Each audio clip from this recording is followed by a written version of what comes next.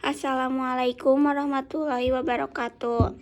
Halo, perkenalkan nama saya Lulu Atul Halilah dari kelas akuntansi C2 dengan NPM 102210072. Di sini saya akan sedikit menjelaskan tentang rasio manajemen utang. Rasio manajemen utang ini memberikan gambaran terkait cara perusahaan mendanai asetnya serta kemampuan perusahaan untuk membayar kembali utang jangka panjang. Berikut adalah rasio-rasio yang termasuk ke dalam rasio manajemen utang. Rasio manajemen utang terbagi menjadi dua. Yang pertama, total utang terhadap total modal atau total debit to total capital. Dan yang kedua ada rasio times interest earned. Rumus dari total utang terhadap total modal adalah total utang dibagi dengan total modal atau sama dengan total utang dibagi total utang ditambah ekuitas. Rata-rata dari industrinya adalah 38,4%. Dan yang kedua ada rasio times interest earned dengan rumus laba sebelum bunga dan pajak atau EBIT dibagi biaya bunga. Rata-rata industrinya adalah 6,0x.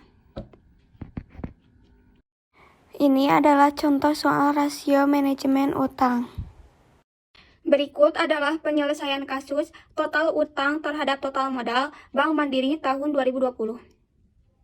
Bank Mandiri mempunyai total utang 1.186.905.382 rupiah dibagi total utang ditambah ekuitas. Total utangnya 1.186.905.382 rupiah ditambah ekuitas 204.699.688 rupiah atau sama dengan total utang 1.186.905.302 rupiah dibagi total modal sama dengan 1.391.605.070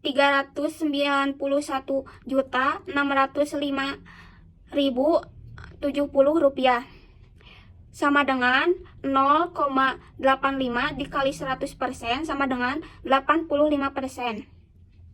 Dan pada tahun 2021, Bank Mandiri mempunyai total utang 1.326.592.237 rupiah dibagi total utang ditambah ekuitas 1.326.592.237 rupiah ditambah ekuitas 222.111.282 rupiah atau sama dengan total utang 1.326.237 rupiah dibagi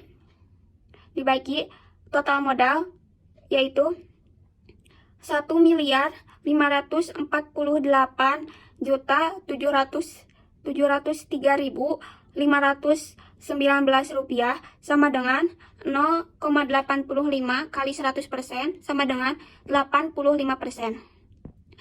Terlihat dari hasil perhitungan rasio pada tahun 2020 dan 2021 yaitu perusahaan tidak efisien dalam mendanai asetnya serta kemampuan perusahaan untuk membayar kembali utang jangka panjang karena hasil rasio berada atau lebih dari rata-rata industri.